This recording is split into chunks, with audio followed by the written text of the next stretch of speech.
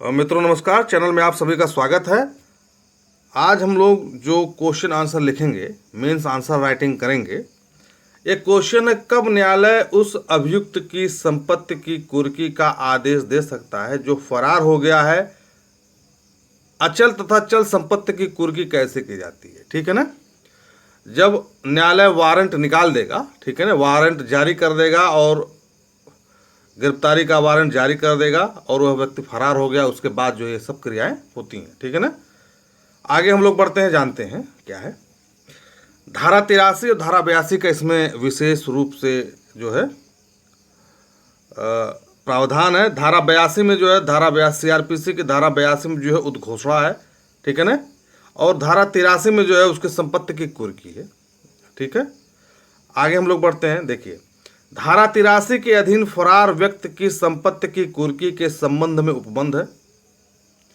इस धारा में वर्णित उपबंधों के अनुसार जिस न्यायालय ने अभियुक्त की हाजिरी हेतु उद्घोषणा जारी की है, खास बात हमेशा याद रखिए, प्री के पॉइंट ऑफ व्यू से भी काफी महत्वपूर्ण है। इस धारा में वर्णित उपबंधों के अनुसार जिस न्यायालय ने अभियुक्त की हाजिरी हेतु उद्घोषणा जारी की है, वही न्यायालय अभियुक्त की संपत्ति की कुर्की का आदेश दे सकता है, कोई अन्य नहीं दे सकता है, ठीक है। आगे बढ़ते हैं।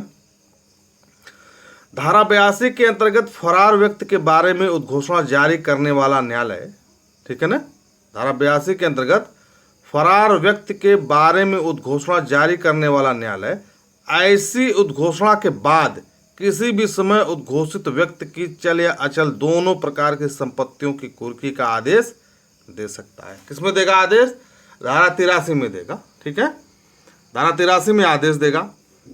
यदि न्यायालय को शपथ पत्र द्वारा या अन्यथा समाधान करा दिया जाता है कि, ठीक है ना, या तो शपथ पत्र द्वारा, ठीक है ना, या अन्यथा समाधान करा दिया जाता है कि पहला, व्यक्ति जिसकी संपत्ति है अपनी समस्त या उसके किसी भाग का वयन माने बेच देना या हटाने वाला है, ठीक है ना, जैसे हटाने वाला है, कहीं दूसरे जगह कर दे, जैसे है आपका, जैसे अलमारी है, बेड है, सोफा है, बिस्तर है, ये सब हटा करके दूसरी जगह कर दे, या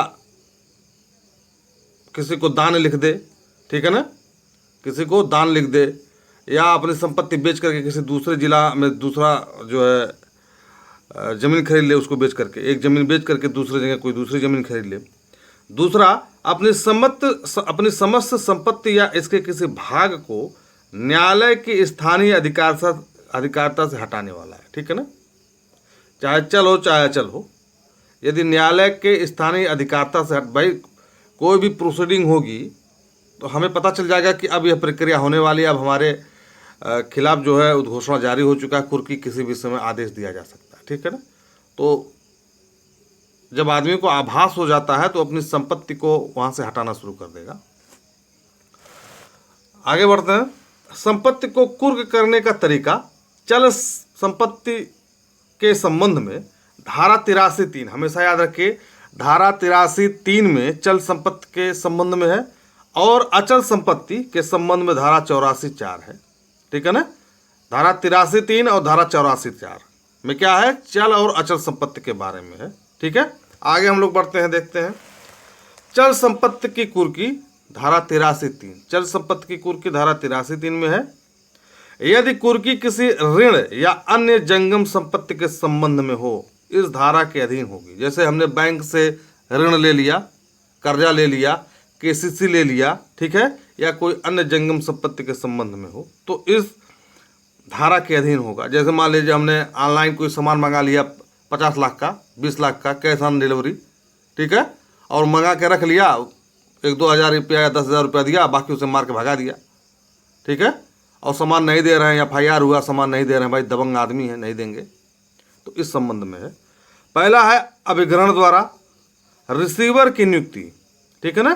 तो रिसीवर कोई भी नियुक्त हो सकता है। अक्सर जो है रिसीवर जो है या तो SDM नियुक्त होता है या तहसीलदार नियुक्त होता है, ठीक है। तीसरा है उद्घोषित व्यक्ति को या उसके निमित्त किसी को भी उस संपत्ति का परिधान करने का प्रतिषेध करने वाले लिखित आदेश द्वारा की जाएगी। तो लिखित आदेश द्वारा जो है वह की जाती है। आगे हम लोग बढ़ते हैं, आइए जानते हैं। अब देखिए, अचल संपत्ति की कुर्की जो है धारा 83(4) में है। अचल संपत्ति की कुर्की धारा 83(4) में है। यदि वह संपत्ति स्थावर संपत्ति है तो इस धारा के अधीन कुर्की राज्य सरकार की राजस्व देने वाली भूमि की दशा में उस जिले के कलेक्टर के माध्यम से की जाएगी। न्यायालय ने कलेक्टर को आदेश दिया, कलेक्टर ने जो है एसडीएम को आदेश दिया और एसडीएम ने तहसीलदार को, ठीक है ना, कलेक्टर से जाएगा एसडीएम के पास, एसडीएम के पास जाएगा तहसीलदार के पास, और तहसीलदार जो है कानूनगो, अमीन या अन्य जो अपने महकमे के लोग हैं उनको लेकर के कुर्की किया जाता है। ठीक है, एसडीएम भी रहेगा वहाँ पर जब कुर्की होती है स्थावर संपत्ति की।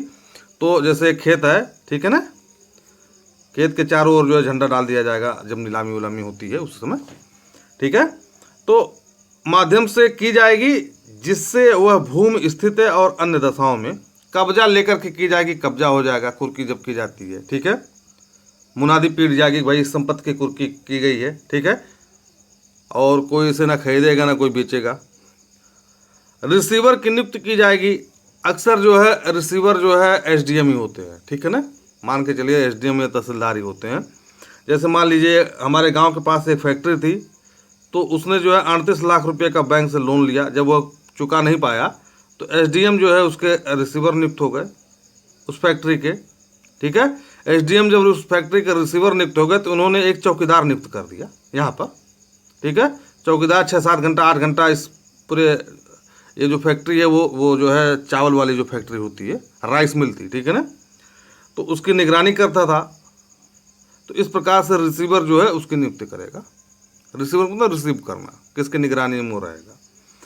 उद्घोषित व्यक्ति को या उसके निमित्त किसी को भी संपत्ति का किराया देने या उस संपत्ति का परिधान करने का प्रतिषेध करने वाले लिखित आदेश द्वारा की जाएगी। ठीक है, ये हो गया। अब आगे हम लोग बढ़ते हैं, थोड़ा जीवधारी वाला देख लीजिए, एक्स्ट्रा है ये। जीवधन अथवा विनश्वर प्रकृति की संपत्ति की कुर्की। जैसे जीवधन का मतलब जैसे पहले आज के 25 साल पहले या 30 साल पहले लोग बैलगाड़ी रखते थे, तो जब कुर्की होती थी या किसी ने लोन लिया तो बैल और बैलगाड़ी दोनों जो है तहसील में जो है जमा हो जाता था तहसीलदार के निगरानी में, ठीक है ना। तो वहाँ ऐसा होने लगा कि ये लोग जो बैल को बांध देते थे और उसको जो है खाना दाना नहीं देते थे बैल को, तो बैल काफ़ी कमज़ोर हो जाता था, मर भी जाता था। तो फिर बाद में इसका विरोध होने लगा कि भाई कौन बैल या गाय बछड़ा बांधेगा, ठीक है ना। तो अब जो है ये जीवधन नहीं बांधा जाता है, मान के चलिए प्रैक्टिकली नहीं होता है, पुराना एक्ट है इसलिए हो सकता है, लेकिन अब प्रैक्टिकल में जो है ये जीवधन जो है अब कुर्क नहीं किया जाता। ठीक है भाई, इसके देख रेख कौन करेगा, कौन समय से पानी देगा, चारा देगा, दाना देगा, ठीक है। जब जीवधन या विनश्वर प्रकृति की संपत्ति हो तो न्यायालय यदि उचित समझे, अब जैसे विनश्वर प्रकृति की है, कोई टैंकर है, ठीक है। अब देखिए किसी भी दूध के टैंकर को नहीं रोका जाता है, अगर टैंकर का दूध खराब हो गया किसी की गलती के कारण, ठीक है, तो अब भाई टैंकर का मालिक जो है, जैसे दूध का जो टैंकर होता है, ठीक है, तो इनके ऊपर केस कर देगा, 4-5 लाख रुपया कौन देगा। इसलिए जो है ये जो चीज़ें, इन सब चीज़ों को थोड़ा सा दूरी बना के रखते हैं लोग, ठीक है। जब जीवधन या विनश्वर प्रकृति की संपत्ति हो तो न्यायालय यदि उचित समझे तो विक्रय का आदेश दे सकता है, जिसे ऐसे विक्रय से प्राप्त राशि न्यायालय के आदेश के अधीन होगी। तो ये जो धारा 83 खंड 5 है, ये बहुत ही विशेष सर्कमस्टांसेस में होगा, ठीक है ना। यदि 1000 मामला है तो हो सकता है हजारों में न हो या एक मामला उनमें से हो जिसमें ये सब किया जाता हो, ठीक है ना। तो अब जो है ये उतना इम्पोर्टेंट रह नहीं गया है, तो आप लोग जो है मेंस के आंसर राइटिंग ठीक ऐसे करेंगे, ठीक है।